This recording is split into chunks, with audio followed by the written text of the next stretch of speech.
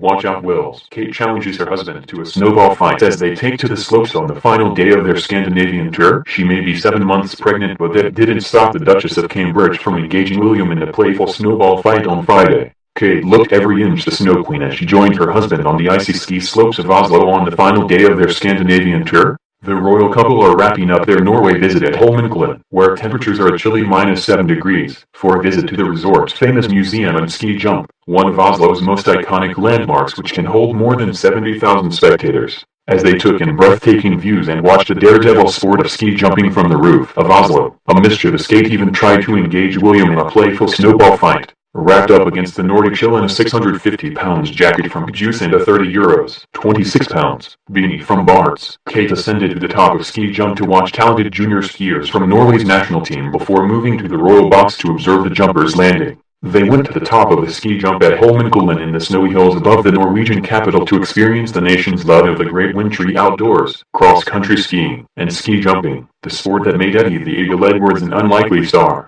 Standing on the balcony at the Start House 210 feet above the ground, they watched Norwegian ski jumper Inken Mork race down the track at 56 miles per hour before taking a leap of faith towards the ground in 194 feet below and landing gracefully more than 120 yards later near the bottom of the course. "Good luck. You've got this," Prince William told her as she set off. As she disappeared into the distance in midair, Kate clapped with delight and the Duke said, "Wow, that was amazing." Moments earlier, they had chatted with Inken, 27, and former world champion Rune Velta, 28. About the sport. Kate asked Inken how long she had been taking part in the sport. "I've been jumping for just over 6 years since I was 20, she said. "What was it like when you did your first jump?" William asked. "I started on a little one," she replied. The royal couple were accompanied by their Norwegian hosts Crown Prince Haakon and his wife Crown Princess Mette-Marit. When William asked where the jumpers should be aiming to land, Haakon pointed over the brow of the hill below and said, "The part you can't see is where you want to land." The royal party went up one stage higher to an observation deck and took in the stunning views of Oslo below. "Wow, amazing views," William said. Kate, meanwhile, was in a playful mood and made a snowball and then threw it at William. "It's too cold for snowballs," he said,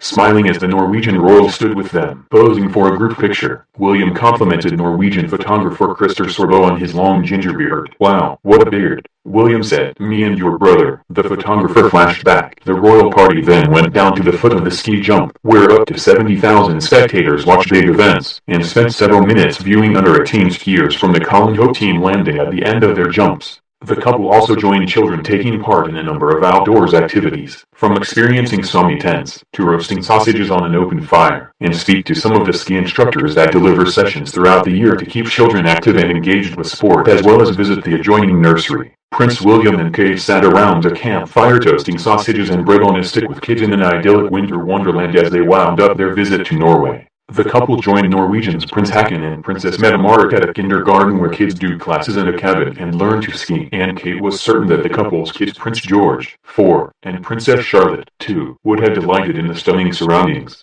She said their children would love to be here and that it is a nice place, says Lon Hansen, manager of the kindergarten at Abrasaterjern, near Oslo. She said that George tried skiing last year but he was just 2.5, so was just starting. It is likely the Duchess was actually referring to the family's ski trip in 2016. At one point just as they were preparing to sit down, one of the youngsters slipped, and as Kate helped her up, a second little girl lost control of her skis too. "Oh no." Kate smiled as the hardy child picked herself up. The royals then sat down to talk with the children about the ski school and join in the cooking. They baked a simple bread mixture, called pinnebrød, wrapped around a stick and sausages. They were asking the children their names and what they like about kindergarten and about what we were cooking. Hansen asked they liked the environment and the setting. The children told them about their lessons and how they liked to be by the bonfire. As the late afternoon sun glistened on the snow, the couple were told that the 66 children are taught in 3 cabins and spend a lot of time outside, often on skis, and that there are no fences around the school. They were very beautiful and down to earth, and very interested, she adds. They were so natural talking to the kids, interested in what they were making, adds Sils Johnson, a tutor from the Norwegian Ski Federation, which was running the lessons. They were really hanging out with the kids. After about half an hour, and the nod came to leave, William said he didn't want to head off. "I want to wait until my bread's finished," he said. As she left, Kate told one little girl, "Thank you for showing me how to make the bread." During their short museum tour earlier in the day, the couple admired ski outfits through the ages, marveled at the young age of Norway's novice skiers and indulged in some friendly rivalry with their new Norwegian royal friends. During their visit to Holmenkollen, they marveled at an outfit for a tiny 9-month-old skier and saw a variety of royal ski suits through the last century. Asked whether they skied themselves, the Duke confirmed they tended to visit the Alps, while Duchess admitted they had never tried cross-country skiing. They also ski in Scotland, she added, through the heather. After being shown an exhibit about the Roald Amundsen expedition to South Pole, 1912, they were reminded that the Norwegians beat their British rivals to be first in the world to reach the pole. After the British and Norwegian royal couples laughed, Princess Mette-Marit told the Duke, "I'm sorry, the small ski museum is built into the mountain, underneath the ski jump itself, opened in 1923 and is the world's oldest museum devoted to skiing. It attempts to tell 4,000 years of exciting ski history through exhibitions." Among the items of show were fur-lined gloves and shoes, cooking pots, tin cans, cutlery, and a camera, as well as skis, poles, a sled, and one stuffed dog. Other exhibits included the world's oldest ski map, drawn in 1890 by engineer Ernst Jerkens to show the names of ski tracks, farms, and suitable inns for intrepid travelers to stay the night in. Dozens of skis track the evolution of the sport, stretching from the ones worn by Fritz, who had failed to win a gold medal at a 1898 ski exhibition, to the high-tech modern day. Fashion is also tracked through the ages, from a traditional blue and red knitted jumper to the lurid shiny suits of the 1980s. It even tracks how skiing has been used to defend the country, beginning in 1716 with the deployment of ski-borne soldiers. In a section dedicated to royal outdoor pursuits, the museum describes how skiing makes them one with the people of Norway. Objects include King Haakon's fur coat from 1905, and a team ski suit worn by King Harald at the Lillehammer Olympics in 1994. The royal party then went down to the foot of the ski jump, where up to 70,000 spectators watched big events, and spent several minutes viewing under 18 skiers from the Colin team landing at the end of their jumps. After the glitz and glamour of Thursday night's gala dinner, the couple kicked off their final day in Norway this morning with a visit to a secondary school in central Oslo. William and Kay traveled to Hardvignessen School, which was the location for the hugely successful Norwegian television show Scam, before joining Crown Prince Haakon and Crown Princess Mette-Marit for lunch at their official residence, Skagen Estate.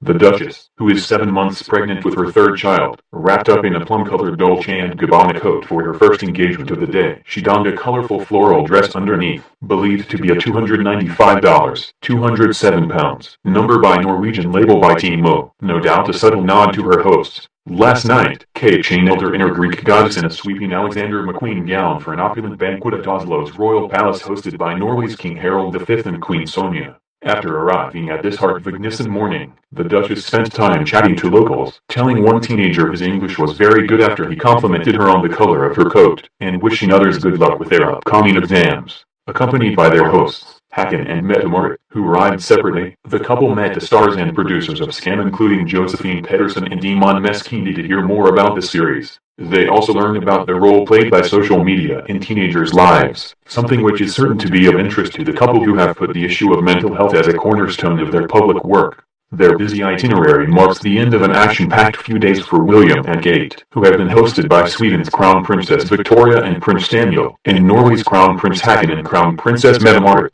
Their engagement this morning comes after pregnant Kate, 36, stole the show in a blush pink gown by Alexander McQueen featuring crystal flower embellishment on the neckline, adding extra glamour with jaw-dropping diamond earrings and the bracelet the Queen wore on her wedding day. Kate and William traveled to Oslo earlier on Thursday and spent the evening enjoying an official dinner with their Norwegian counterparts, Crown Prince Haakon and his wife Mette-Marit. Ahead of the glittering event, they posed for a photo with King Harald V and Queen Sylvia and were reunited with Haakon and Mette-Marit after spending the afternoon together at a technology event. They were also joined by Haakon's sister, Princess Martha Louise, who opted for a black halter neck gown with tiered ruffles, and Princess Astrid, the older sister of King Harald V. William's trip this week comes exactly 34 years after his mother, Princess Diana, was hosted by King Harald V and Queen Sonja on a 2-day solo visit to the country in 1984. After their whirlwind visit to Sweden, the royals kicked off 2 days in Norway this afternoon with luncheon at Oslo's royal palace, followed by a walkabout in the palace grounds with the royal family. The Duchess braved the icy Nordic conditions in vertiginous heels and a slate blue Catherine Walker coat as she and William were greeted by Haakon and Mette-Marit on a red carpet rolled out across the tarmac at Gardermoen Airport. In the palace, the two families exchanged gifts, with Kate and William providing their hosts with a signed portrait, while the Norwegian king and queen gave them books, an ornamental bowl, a framed portrait, and a set of cozy woolly jumpers. Following lunch, the couple were given a tour of the Princess Ingrid Alexandra Sculpture Park within the Palace Gardens, Slottsparken, which opened last year to mark the 25th anniversary of 80-year-old King Harold V's reign and is named after the young princess. Huge crowds came out to catch a glimpse of the royals, who handed bunches of tulips to Kate and children's books to William, while many begged the Duchess for a selfie. After lunch on Thursday, Kate and William met a number of Norwegian and UK companies based at Oslo's first co-working space, Mesh, to hear about how some startups are tackling issues such as the environment and mental health and well-being. In the palace, the two families exchanged gifts, with Kate and William providing their hosts with a signed portrait, while the Norwegian king and queen gave them books, an ornamental bowl, a framed portrait, and a set of cozy woolly jumpers. Following lunch, the couple were given a tour of the Princess Ingrid Alexandra Sculpture Park within the Palace Gardens, Slottsparken, which opened last year to mark the 25th anniversary of 80-year-old King Harold V's reign and is named after the young princess. Huge crowds came out to catch a glimpse of the royals, who handed bunches of tulips to Kate and children's books to William, while many begged the Duchess for a selfie. After lunch on Thursday, Kate and William met a number of Norwegian and UK companies based at Oslo's first co-working space, Mesh, to hear about how some startups are tackling issues such as the environment and mental health and well-being.